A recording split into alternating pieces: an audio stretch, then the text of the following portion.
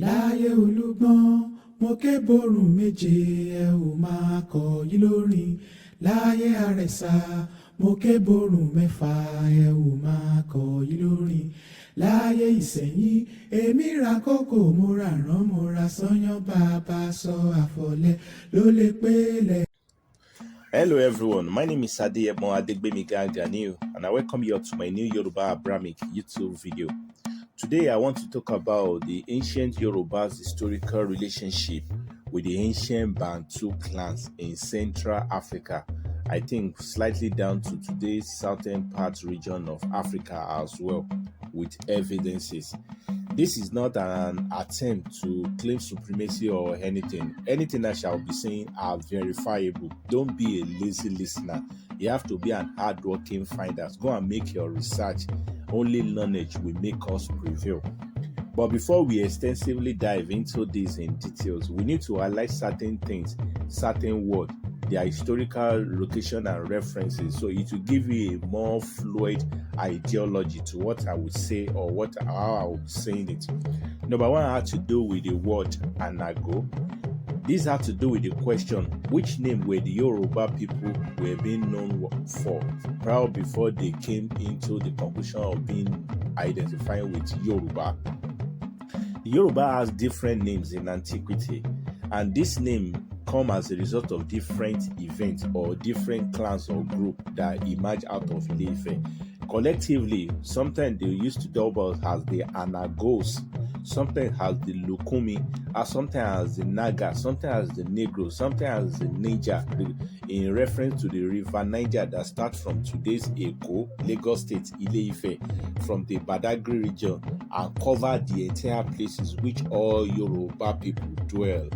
From the Yoruba people dwell in Togo, dwell in Dahomey, dwell in Cotonou, dwell in Ghana. These are where the Niger River covers. So they actually references the people that stayed within the cover of that river. That is where we get the name Negro, Niger, or Aniogo from, depending on how you either from the political or from the Abrahamic history. So generally randomly, if you now pick a random historical book that either reference to some group named as Anago or Lukumi or Naga or Negro, you should understand that these are Yoruba people from different approach of history. That is number one, you need to acknowledge. Number two, we also need to acknowledge, before I go to the Bantu, how to do with the term Judah. When we are talking about Judah, Judah is a big topic on its own, which I've made a lengthy video about. But let me just chip in for the sake of those who are just finding my channel for the first time. The term Judah itself, we know from the 16th century map, is in between today's Dahomey and today's Ile-Ife. And from Ile-Ife, including Dahomey, Togo, Ghana, part of Ghana, and some of the Sierra Leone and Gambia and co like that. These are empires where the king of Judah ruled in ancient time, and these are all Yoruba clans of different ethnic groups, which their loyalty lies at Ile-Ife in today's Osun State inside Nigeria. So all of the Yorubas across West Africa, Ile-Ife is their root. And who was the man who ruled it? The man was known as Judah. That is what you need to know. So when each time you are hearing the term Judah, Judeans are the Yorubas across West Africa. Judah is the king that ruled the Judeans throughout West Africa. And when we are referring to Judah, is actually identifying with King Oduduwa, the person whose legacy became what the entire world had to attribute themselves with, based on his unique way of life throughout his time. Let me give you an example. If we now say the term throughout the Abrahamic book as well, from Oduduwa now became where random names of Judah came out from. Like the term Eso Odua. Eso in Yoruba means seed, which actually can be idiomatically referenced to the children. These are my seed. It can be used as his children. Eso Odudua gave birth to what we understand today as Soudan. Eso Odudua. The name was named, the legacy of the Sud was renamed around the legacy of Oduduwa. Who are the Sudan seed of Oduduwa? They are random Yoruba Obas from Oduduwa as their direct bloodline who spread across West Africa to dominate different regions, even though today most of them are now within the axis of Nigeria. Oba Alakeketu, they are all Sudans. Oba Alakeketu, Oba Kinikan, they are all Sudans. When we reference to the Yehuda, Yehuda was derived from Eya. Eya in Yoruba means relatives, distant relative. Eya Odua, distant relative to Oduduwa, people outside West Africa who are directly related to Oduduwa, either from the Nubian area, stuff like that. They are Eya Odua. And when we talk about the Eje Oduduwa simply means the bloodline. The bloodline who are siblings to Oduduwa, like the father of the Ishekiri, the father of the Tapa, the father of the Igala, the people like that. This is why, even though they don't bear much as a Yoruba identity today, most of their culture resonated with the Ile-Ife one by almost 100%. We speak the same language. You can't even differentiate a Tapa man from a Yoruba. Even though our language, we have a different tongue, just like Ondo has a different tongue from Ile-Ife. But our culture, our tradition still remain. Is because most of them are directly related to Oduduwa. In a nutshell, Oduduwa now became the central figure that all this name now evolves around, which is why we now have the likes of the Judah, Owahida, Awaeyan Odua, Owahida, Wida. Everything is all about Oduduwa. So each time you hear Oduduwa, each time you hear the term Judah, you should always think about Ile-Ife. Until today, Onirisha is the heir of this King David, which is Oduduwa. Why the Yorubas across West Africa, they are the Judeans original. Why the Bible itself was based about the ancient Yoruba traditional way of life. I hope that is also clear as well. Another thing we should also touch about how to do with the term Jew. You will say Yoruba Jews. The world now know who the Yoruba has.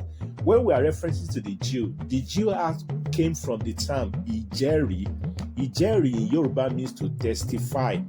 Like, I testify to the greatness of the Almighty. I testify to the greatness of God. I am the testifier to the religion of so. It's like a how would I say? It's like a pledge. Very good. To pledge for something. Ìjẹ́rìísí Ifá Elédùmarè. Ifá. So for you to be identified as a Jew, you must have come from the priesthood lineage, like you have it in Leviticus, like the Levi in the Torah or in the Bible. Levi was derived from Oni Ifa. F in Yoruba is alternatively being pronounced as V. L in Yoruba is alternatively being pronounced as N. Nylon. F Bonfita. So if you put it together, it becomes Levi, Nifa, and Onifa. That is what. And when we are talking about Onifa, it became the priest, oracle priest, just exactly as how all Abrahamic believers were into oracle of God practices, which is Ifa Eledumare. So anything relating to the Jewish ideology, you have to be a traditionalist, not a religionist, and your tradition has to be based or be centered around the oracle of the Almighty, which is Ifa Eledumare. That is why the entire world are now realizing that the Yorubas are Jews. Yoruba Jews here, Yoruba Jews there, Yoruba Jews there is identifying with their Ifa traditional way of life. So having said all this, I need to put all this front so that whatever I will be saying next regarding to legacy or the relationship of the ancient Yoruba with the Central African Bantu, you will understand it better. In a nutshell, Judah, Yehuda, Sudan, Owahida, Wida, among the other rest as well, they are all basically references to Oba Oduduwa, King David, the most decorated king in the history of the Yoruba from Ile-Ife, which in Abrahamically is King David, who once ruled the entire universe from that Ile-Ife, just as the Quran said it or ascertained it, and also as Aniogo, Omologo, Anago, whichever way you want to say. Until today, Oba Ojaja is the heir that ruled the throne of King David. Forget what those white people are showing. For those just joining my video channels or this YouTube channel, please help me press this video. Help me take your time to subscribe. Help me press the like button. Help me turn off the notification bell. And should in case you want more of this narration, you want it more in an advance, that you consider buying my books. My books are out. I've listed it there. You can help me purchase each one. It is not costly. It's a very cheap one. You can do that to support me. Or if you are not interested in the book, at least you can show me some love, because these are what will encourage me to go deeper, to create more time out of my schedule day to do more finding, so that everyone can learn one or two things. So let's quickly go. So talking about the Bantu relationship with the ancient Yoruba people, I have made several videos to prove that the original Bantu people, or the likely Bantu people, are the Igbos. The Igbos in today's southwest of Nigeria, and the Igbos today in southeastern part of Nigeria, and likewise the Middle Belters within the axis of River Niger and River Benue. They are the original Bantus, and from that spot they extended to today's Cameroon, maybe as Bakassi or something like that, and extended in further migration to Central Africa. I'm not just saying it because it has been anthropologically proven today that the Bantus did originated directly from West Africa. I'm not the one saying, the history is there. And their movement started around 15,000 BC from West Africa to Central Africa. And after their millennium century of establishment or re-establishment in Central Africa, they further extended deeper into today's southern region of Africa around the period of early 4th BC. So the Bantus' heritage as people who share the Negro or the Anago ancestry to the West African Yoruba only became why they are still being called today as the Negro Bantus, Niger Bantus, Niger Congo, because they are still identifying with their land of their roots in Negro land in West Africa among the Negro people. I hope you understand. It's like I should be called Yoruba America. If they call me Yoruba America, even though I'm an American today, that Yoruba signifies is that my root lies in Yoruba land. I hope I'm making sense. If they are calling me African American, it actually indicates that I am still an African, even though we are still indigenous to America. A part of you is still identifying with Africa because there is a continent known as Africa. Just exactly is the case of this Niger Bantu or Negro Bantu. That Negro is an indication of where they all originated from. Bantu is their location where they re-established. Am I making sense? So it's just very clear. So people have to go in details and people have to keep making research. What actually happened? How did we get here? What were the things that play out that led us here? This is what people fail to understand. But the whole idea is only identifying that they came from West Africa, and that is for a fact. So after the main Bantu did establish themselves fully in Central Africa, they further extended again down to today's southern region of Africa, and we have the record of it, like that of the scientific research that was carried out around November 1996. You can see that in researchgate.net by Amanda Scotty, who did reported that the Lemba tribe, who were now identified as the Black South African Jews, that they has a Y chromosome, whose 50% are of Semitic origin of Negro ancestry. 50% of their blood still indicated that where they initially come from, they came from Negro land, and Negro land is Aniogo land. So one way or the other, this is another report. You can see even up to 1805, so many prehistorical maps still ignore central and southern part of Africa. not because of people living there. It's just because the population there weren't much. So most explorers that came from Europe, they don't see much of history there, because the area were beginning were started to be only started to grow in population after different migration, not only from West Africa, because after they initially came from West Africa to re-establish themselves in Central Africa, so many folded of migration also took place. There are some migration that came from outside Africa that actually like that, of which led to why some South African now has a mixed ancestry, has a mixed ancestry with the Eurasians. Likewise, the Assyrian, the Sudan, they have a mix, and some of them even later mixed up with the Black Egyptian and also the Northwest African people, like those of the Syrian, those of the Maroc then is now today's Morocco, or the Algerians. I'm talking about the name we used to know them for. So today's Bantu now have mixed kind of DNA ancestry, so they can't really have an 100% West African DNA anymore, which lead to why I've refused to include this particular topic in my written book, which I've sold to many of my fans. I refuse to, because the narrative is very dicey. There are so many events that took place, but just that I am only speaking from the aspect that I can relate with, which also identify with my own Yoruba tribe in West Africa. That doesn't mean there are no other narration.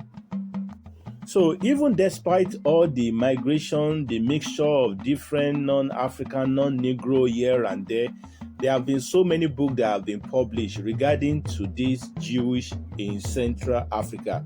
But one of the one I found, which is very interesting to me, and I really thank this my good friend who sold me this book and who gifted me this book.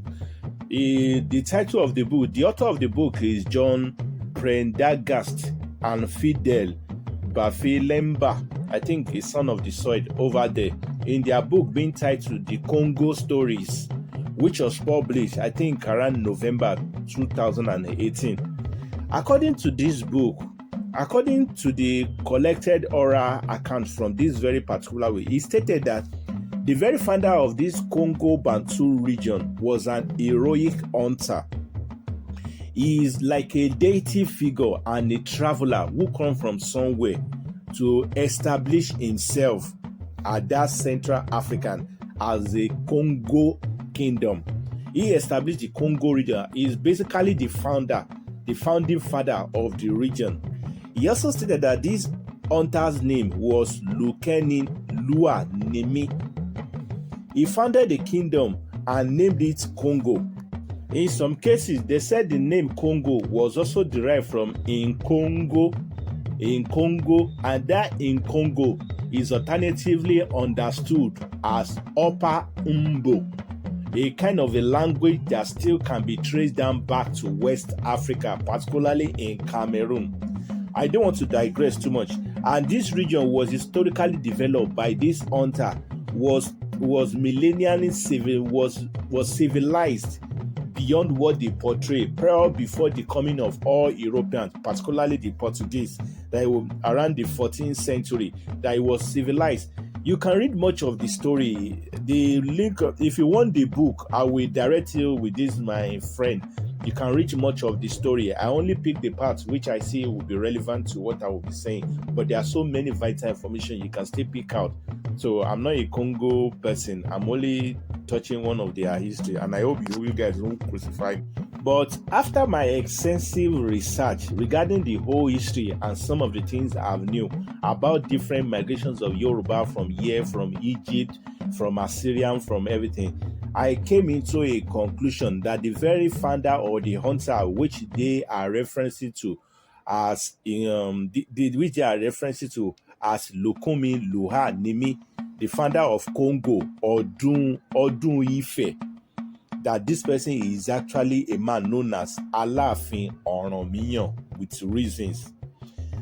Alaafin Oranmiyan is one of the great grandfather or great ancestor of the Negro people, ancestor in Yoruba land, who started his life journey as an hunter.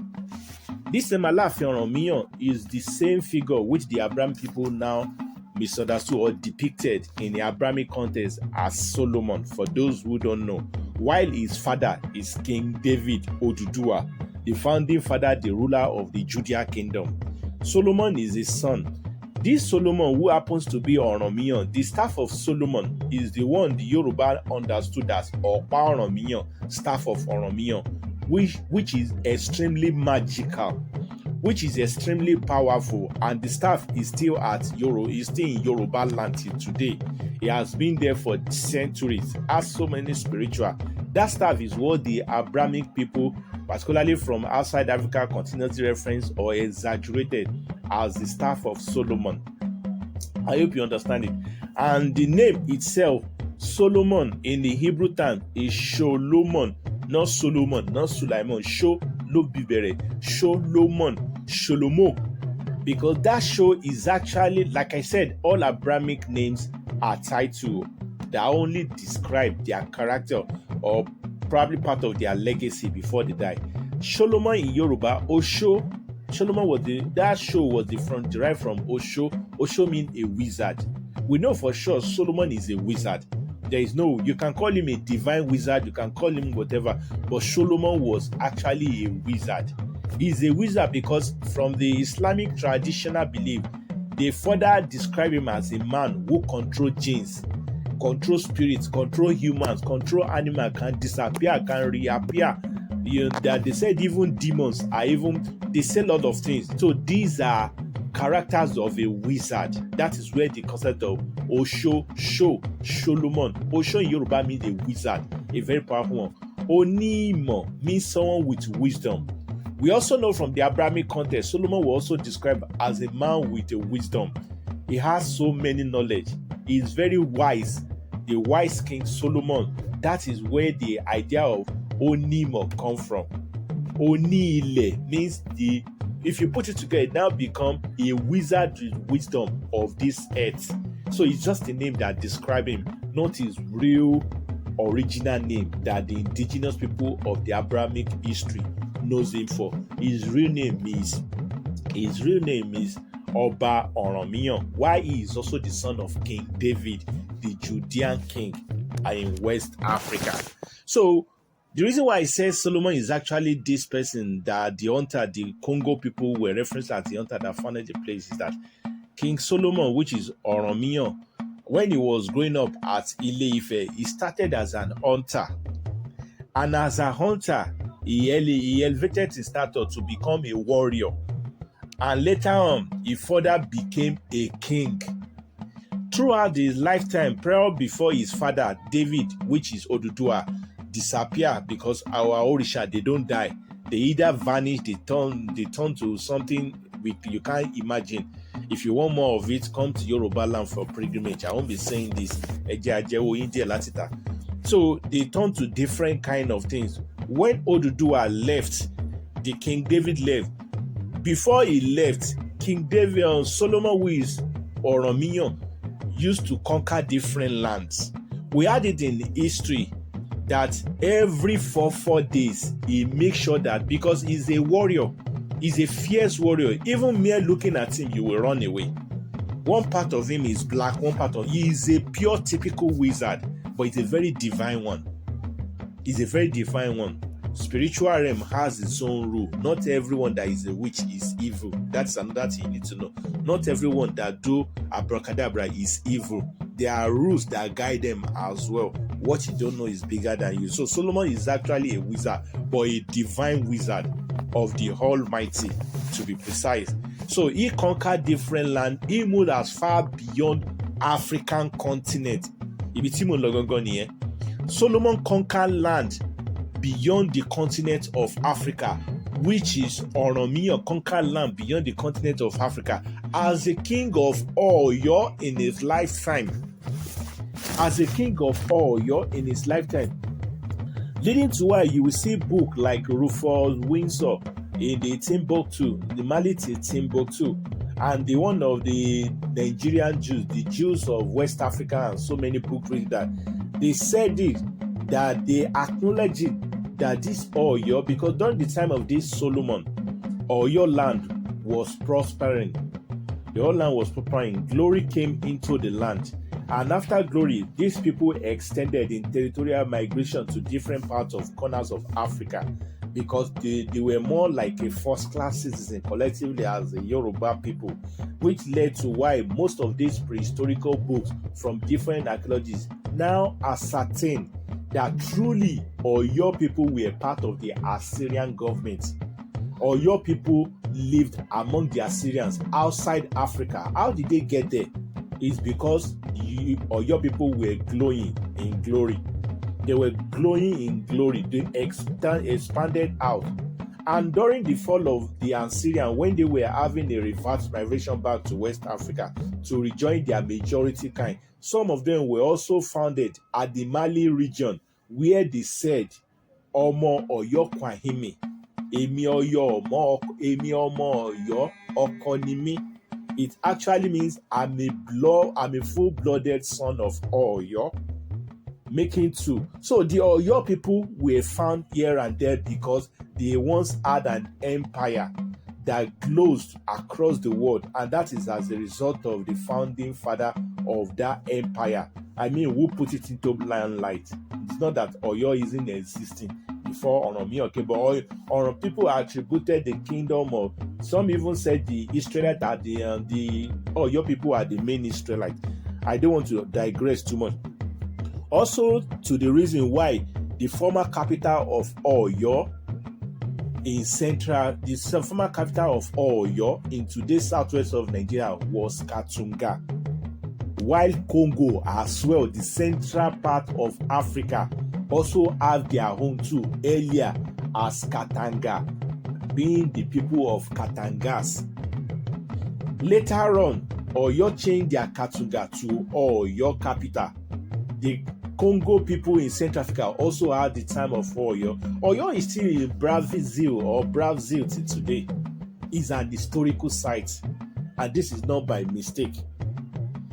The name Hunter itself, like in the Congo, who founded the Congo region, maybe this is my own personal opinion now. The name Hunter, which they name as Lokeni Luhanimi, have a liking similarity to one of the ancient Yoruba identifiable name, which is Lukumi.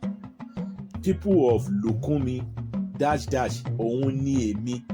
Why I say people of Lukumi, whatever Niemi, can be likened to what the same Oyo people said when they are sighted in Mali during their reverse migration. When they were being sighted, they said these are the Oyo Kwahimi, Emi Omo Oyo Nimi. That Nimi is there because Nimi in Yoruba is actually a kind of a boldness to tell you that whatever I might become, I'm still the true son of Oyo. Is a pride.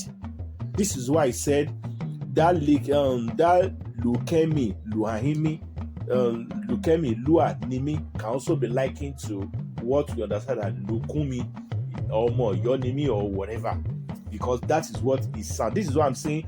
This particular aspect is my own personal opinion, so don't crucify me for that.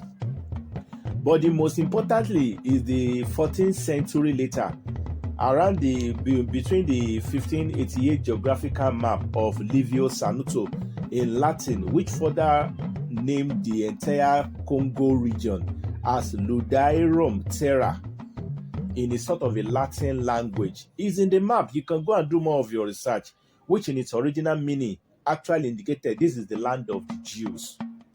It's also referencing back to the people of West Africa, because the Jewish kingdom, the Jew kingdom, is in West Africa. The land of the Jews in Central Africa is still identifying with the Negro ancestry and Nago ancestry, which initially led them to Central Africa at some point. So the European archaeologists, they're actually saying they are Jews.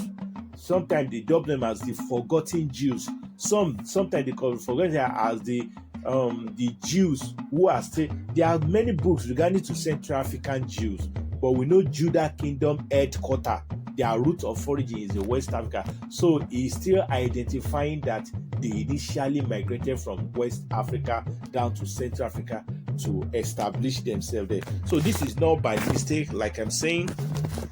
If you now even go further, some will even say that they have a affiliation with the legacy of King David in Central Africa.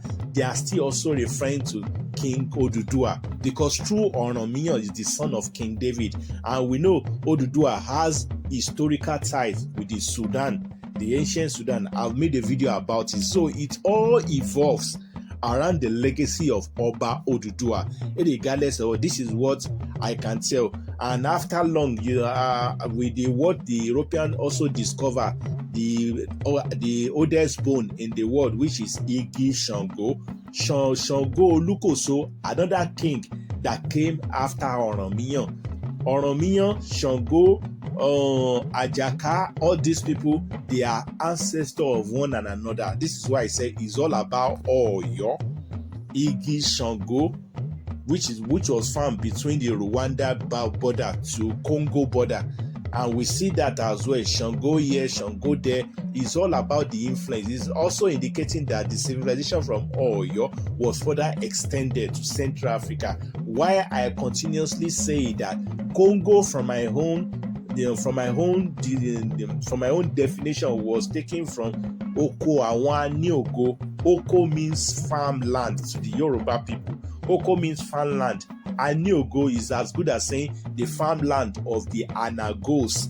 The farmland of the Anago. Nobody in Yoruba, is a tradition. Nobody in today's Yoruba that doesn't have ancient farmland. In fact, my farmland might be in US and I will be in UK. Go ask any Yoruba. It's a traditional thing. So location of our farmland. So this is why they said Oko Awan Niogo, and also why the predominant people of Central Africa were known to be great farmers. What we plant in today's West Africa is also what they plant there. Maize, cocoa yam. That is exact. They plant everything. We have similarities together in terms of. So over the years, they've mixed up with different culture who are far different from the people in West Africa where they came from. So it's just normal that so many things will be different, especially after even the one that is closer to the Yoruba, which is Dahomey, which is Lome. Even though they are still identifying with the Yoruba, some people, the French language has made them to lose. Some of them don't actually fit in well, whilst their indigenous people are still holding tight to their ancestral legacy from Ile-Ife. So it's just natural. This is my own take about this particular topic. Please don't crucify me. This is why I said this is my own research. I might have glitches here and there. Make your comment known respectively below.